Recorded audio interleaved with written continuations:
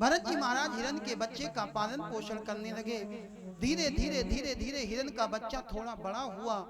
एक दिन भरत जी महाराज कुटिया के अंदर बैठे थे, हिरण का बच्चा बाहर घूम रहा था। इतने में हिरण का झुंड आया।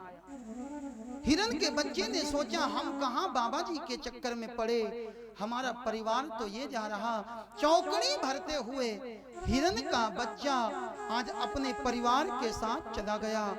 कुटिया से निकल करके भरत जी आए, चारों ओर देखने लगे, हिरण का बच्चा नहीं दिखा। पागलों की तरह हिरण के बच्चे को ढूंढने लगे और हिरण के बच्चे को ढूंढते ढूंढते हिरण के बच्चे को याद करते करते इन्होंने अपने शरीर का त्याग कर दिया। हिरण के बच्चे को याद करके शरीर छोड़ा। दूसरे जन्म में हिरण के रूप में इनका जन्म हुआ। कालंजर पर्वत पर इनका जन्म हुआ। पहले जन्म की बात याद है, इन्होंने अपनी मां को छोड़ दिया और आकर के गंडकी नदी के किनारे रहने लगे। हिरण के रूप में हैं। अंतिम समय आया, अपने शरीर को गंडकी नदी के जल में डुबो दिया और अपने शरीर का त्याग किया। तीसरे जन्म में ये अंगरीष गोत्री ब्राह्मण के यहाँ जन्म लेते।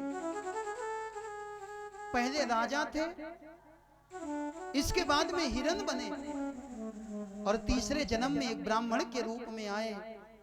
पहले के दोनों जन्म याद हैं, ये किसी से बात नहीं करते। इनका नाम फिर भरत रख दिया गया, लेकिन किसी से बात नहीं करते, किसी से कोई व्यवहार नहीं रखते।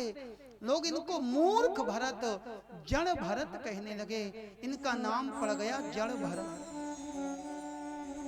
जड़ भरत जी महाराज घर में बैठे रहते, जो मिल जाता वो खा लेते, मन से आंख बंद करके भगवान का भजन किया करते।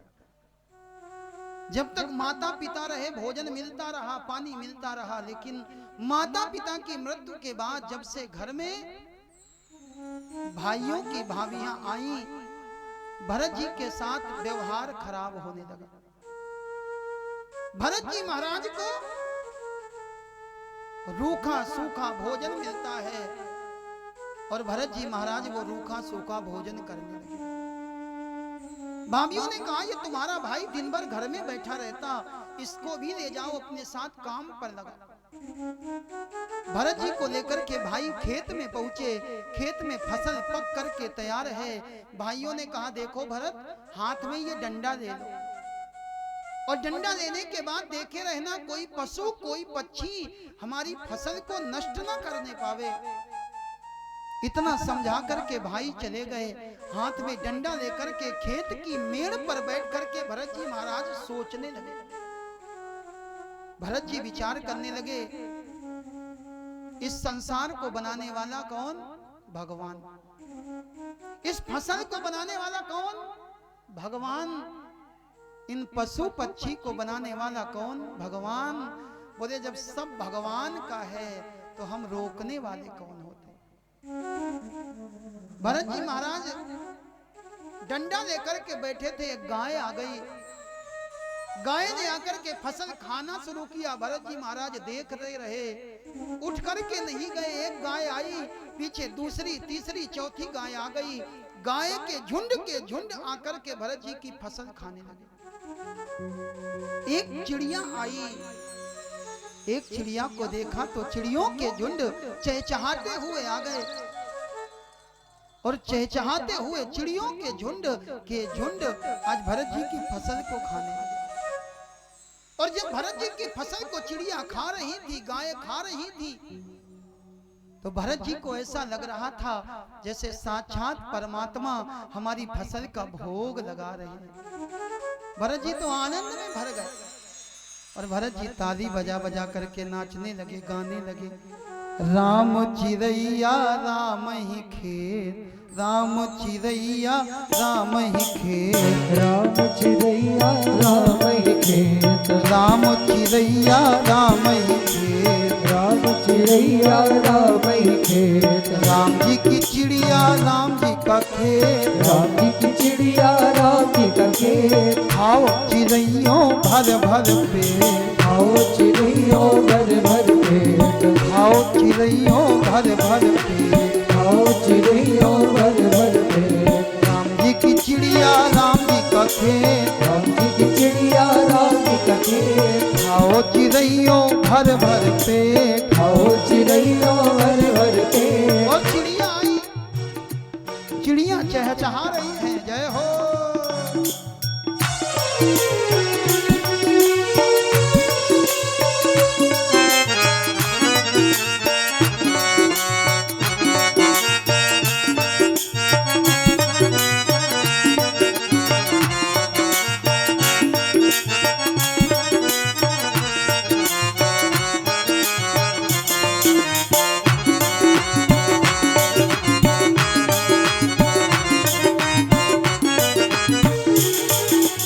और हमारे यहाँ बताया गया अन्नम ब्रह्मा रसो विष्णु, ये अन्न ब्रह्मा है, रस विष्णु है और भोक्ता देवो महेश्वरा, ग्रहण करने वाला साक्षात शिव है।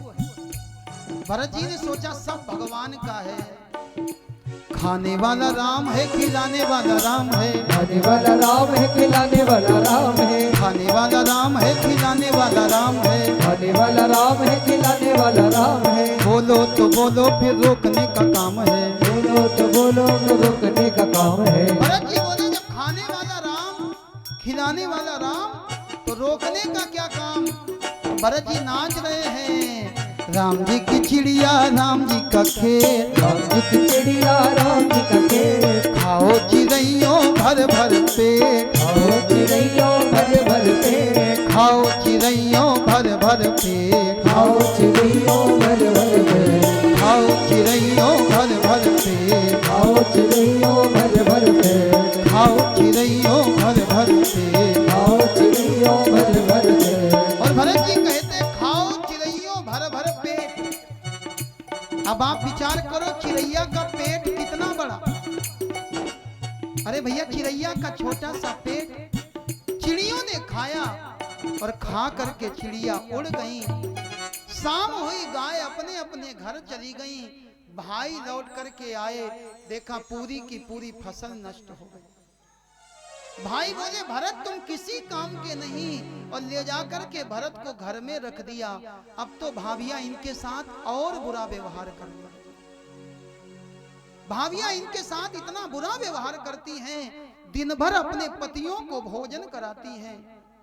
भोजन कराने के बाद उनकी थाल में जो जूठन बचती है, दाल चावल रोटी सब्जी, जो बची हुई जूठन है उसको इकट्ठा करके एक कटोरे में रख देती और शाम को वही कटोरा भरत जी को दे देती। लेकिन जूठन का कटोरा लेकर के भरत जी महाराज मस्तक से लगाते हैं, भगवान आपकी कृपा से कम जूठन तो मिली। संसार में कितने ऐसे लोग हैं जो सुबह उठते भी खाली पेट हैं और रात में सोना भी भूखे पेट पड़ता। भरत जी सोचने लगे संसार में कितने ऐसे लोग हैं जो दूसरे की जूठन खा करके अपना जीवन यापन करने को मजबूर हैं। भरत जी बोले उनसे हम अच्छे हैं कि हम अपने भाइयों की जूठन खा रहे। भाभियां जूठन देने लगी और भरत जी जूठन खाने लगे, लेकिन भाभियों को यह भी अच्छा नहीं लगा। कई दिन के बाद फिर कहा ले जाओ कुछ तो करेगा। भाई भरत जी को लेकर के आए, खेत में फसल पकने वाली है और जिस समय खेत में फसल बोई जाती, खेत में आसपास घास पतवार पैदा हो जाती और इसको खुरपी लेकर के किसान निराई कर देते। आज भरत जी के हाथ में खुरपी दे दी गई, एक काम करो ये घास पतवार की निराई कर दो। भाई समझा करके चले गए और भरत जी महाराज ने आज एक तरफ से लेकर के आधी कच्ची आधी पक्की पूरी फसल नष्ट कर दी। भाइयों ने आकर के देखा तो बहुत क्रोध आया। भाइयों ने कहा भरत आज के बाद घर आने की जरूरत नहीं। भरत बोले भैया हम यही तो चाहते थे। भरत जी महाराज आज घर को छोड़ करके जंगल की ओर निकल पड़े। यहां से भरत जी महाराज का फकीरी जीवन प्रारंभ हो गया और फकीरी जीवन में बहुत आनंद है। लोग सोचते हैं कि संग्रह करने में आनंद है, लेकिन मेरे भाई आनंद त्याग